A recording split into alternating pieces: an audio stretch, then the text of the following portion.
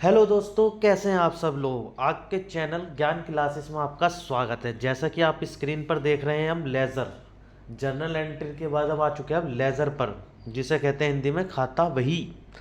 ये दोस्तों यही हमारी एक मेन चीज़ है जिसे हम आगे बढ़ेंगे अब जर्नल एंट्री के बाद का पॉइंट। ठीक है, तो मैं आपको इसमें बताने जा रहा हूँ अब ये। तो ब्लैक ही हम यूज़ करेंगे इसके अंदर।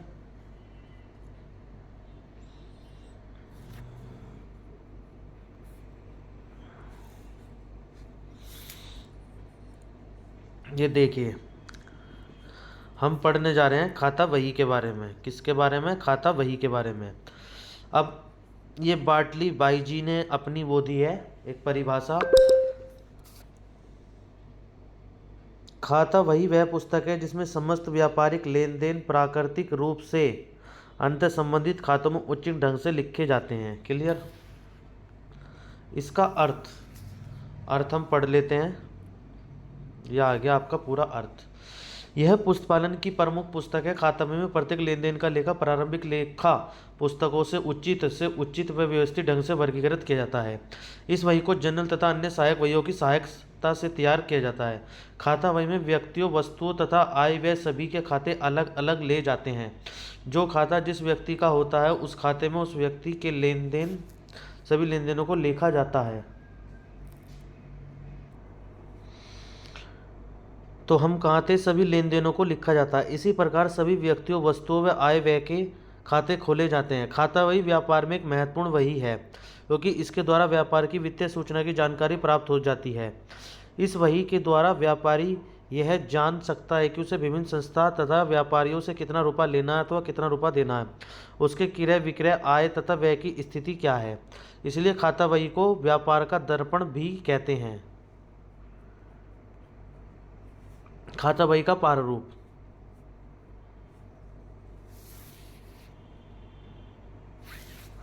Pro forma of ledger. खाता बही में खोले जाने वाले खातों का प्रारूप निम्नलिखित प्रकार का होता है। Date, particular, ledger, journal folio, amount.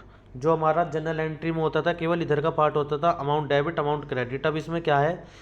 एक, दो, तीन, चार तो आपके हो गए। Date, particular, journal folio, amount.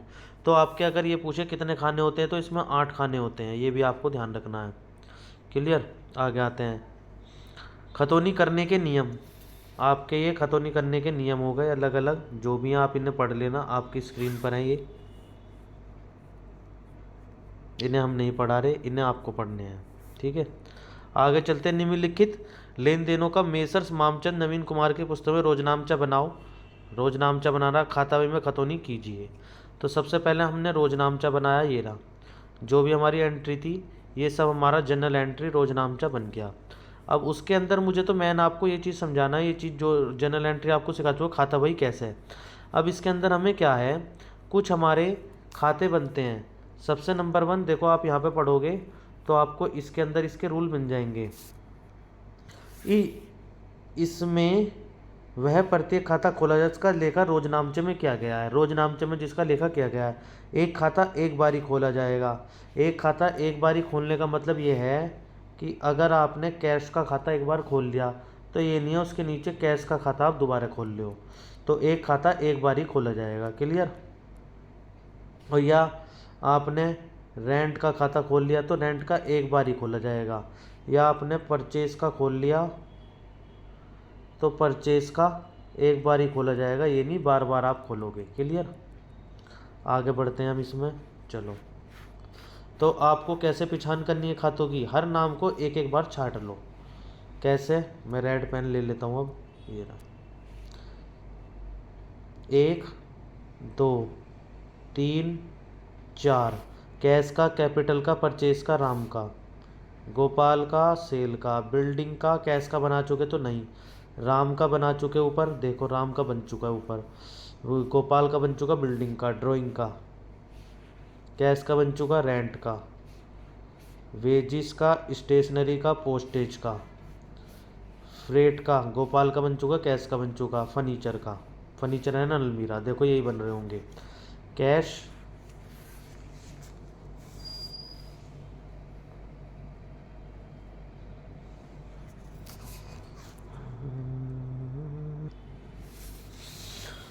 तो जैसा दोस्तों हम कर रहे थे, इसमें हमारे अकाउंट बनेंगे इसके अंदर, जैसे cash account, capital account, drawing, rent, furniture purchase, sales, wages, Ram account, Gopal, building, freight, stationery, postage. ये इस टाइप के हमारे अकाउंट बनेंगे। अब बात आती है हम इन अकाउंट को कैसे वो करें। मैं आपको एक कैश अकाउंट बता देता हूँ बनाना, तो इससे आप बहुत इजीली कर पाओगे। ठीक है, मैं दिखा देता हूँ। जनरल एंट्री कैश की, जैसे कैश है हमारे पे, देखो cash account debit to capital. ये देखो हमें क्या करना है, जो जोन से उसमें है उसे ले जाना है। इसमें आपको सबसे पहले समझा देता हूँ। इधर का हिस्सा जो है वो तो कहलाएगा टू, इधर का हिस्सा जो है वो कहलाएगा वाई, बाय। ठीक है, इधर का हिस्सा टू, इधर का हिस्सा बाय।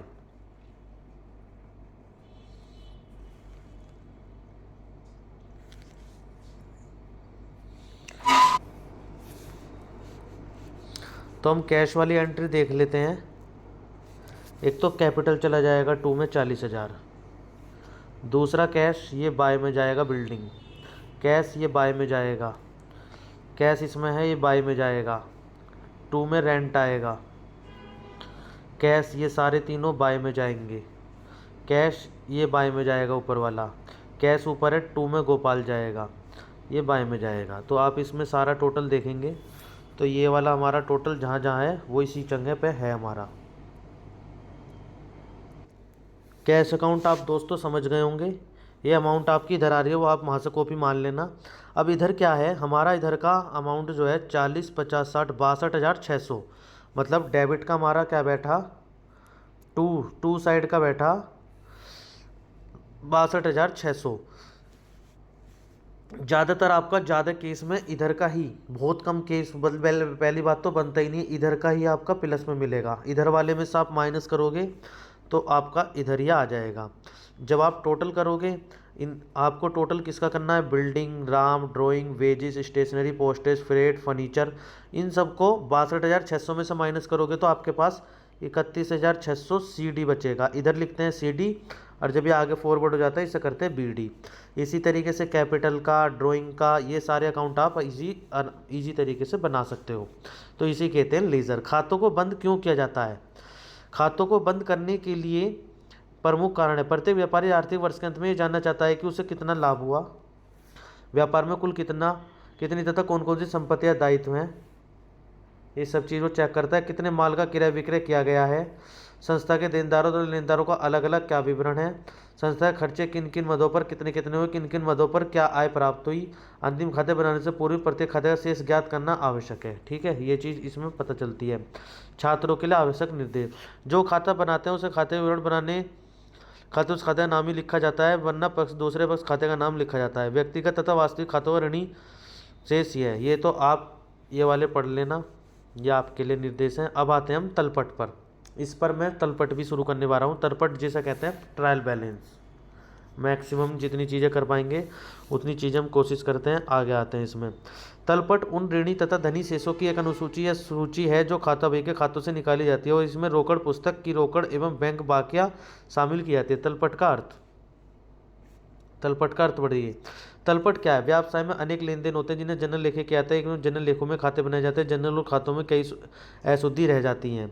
तो आप ये चीज़ पढ़ लेना। ये क्या है, अशुद्धि को जांचने के लिए, डेबिट क्रेडिट ये सब चीज़ जांच करने के लिए बनता है। क्लियर दोस्तों। आगे आते हैं अब हम। तलपट का कैसा है, ये कह रहा है निम्नलिखित लेन देनों के चारों बिश्नोई के रोजनामचे में लिखो खाता बही बनाकर। पहले खाता बही, फिर योग विधि द्वारा तलपट। इसमें विधियाँ होती हैं आपकी बहुत सारी। तो मतलब जनरल तो आपको सब में बनानी पड़ेगी, ठीक है ना। तो ये चीज़ आपको करने के बाद ये आ जाएंगे।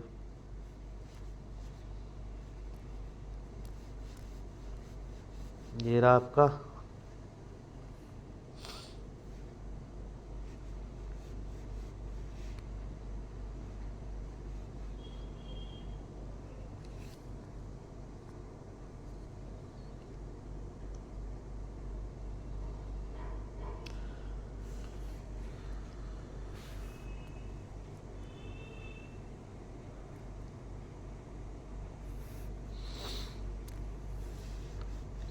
तो ये जब आप कर लोगे, ये चीज़ करने के बाद हमारा इस टाइप का बनेगा गुड ट्रायल बैलेंस। इनका बैलेंस जैसे 6200 ये, तो इनके बैलेंस लिखे आते हैं। जैसे कैपिटल, कैपिटल का कहाँ है बैलेंस इसके अंदर, कैपिटल का हमारा आ रहा है क्रेडिट में। क्रेडिट में क्यों आ रहा है, क्योंकि ये क्रेडिट में ही ज़्यादा है, जिधर ज़्यादा होगा ये डेबिट में है, सैलरी का डेबिट में है 600 रुपये, तो ये आपका इधर आ जाएगा। देखो ये रहा 500। 500 क्यों आया, 500 इसलिए आया, कहाँ गया सैलरीज, तो आपका 600 होगा इधर। दूसरा वेजिस, वेजिस, वेजिस 500 रुपये, ये आ गई आपकी, क्लियर। तो इस टाइप से आपके बैलेंस हो जाएंगे। तलपट द्वारा ज्ञात होने वाली अशुद्धियाँ, एक खाते में खतौनी छूट जाना, या पढ़ लेना, दोहरे खतौनी की अशुद्धि, गलत पक्ष में खतौनी की जाना, गलत रकम की अशुद्धि। फिर नेक्स्ट आते हैं तलपट में के ना मिलने पर अशुद्धियों खोजने का उपाय। ये जो आप खोजने का उपाय इसमें पढ़ लेना, ये चीज़ का स्क्रीनशॉट ले लीजिए आप। तलपट खातों की शुद्धता का अंतिम प्रमाण है या नहीं, तो ये लगा तलपट जनरल और खातों की शुद्धता का अंतिम प्रमाण नहीं है। ये क्वेश्चन बहुत एमसीक्यू में पूछा जाता है। इस प्रश्न का उत्तर सही तलपट के मिलने के लेखों की सही गणितीय, बस ये कह सकते हैं गणितीय शुद्धता की जांच करता है, अंतिम प्रमाण नहीं है। तलपट द्वारा प्रकट न होने वाली अशुद्धियाँ, जो प्रकट द्वारा नहीं होती, छूट जाने वाली अशुद्धियाँ, प्रारंभिक लेखों की अशुद्धियाँ, सैद्धांतिक अशुद्धियाँ, क्षतिपूरक अशुद्धियाँ। फिर खतौनी की अशुद्धियाँ, खतौनी से छूट जाने वाली अशुद्धियाँ, दोहरी प्रविष्टियाँ, कपड़ पूर्ण अशुद्धियाँ, ठीक है। ये खातों के शेष आ गए, या आपकी जनरल एंट्री आ गई ये चीज़। तो दोस्तों आज की क्लास हम यहीं तक ही रखते हैं। जय हिंद, जय भारत। चैनल को सब्सक्राइब, लाइक और शेयर करना ना भूलें।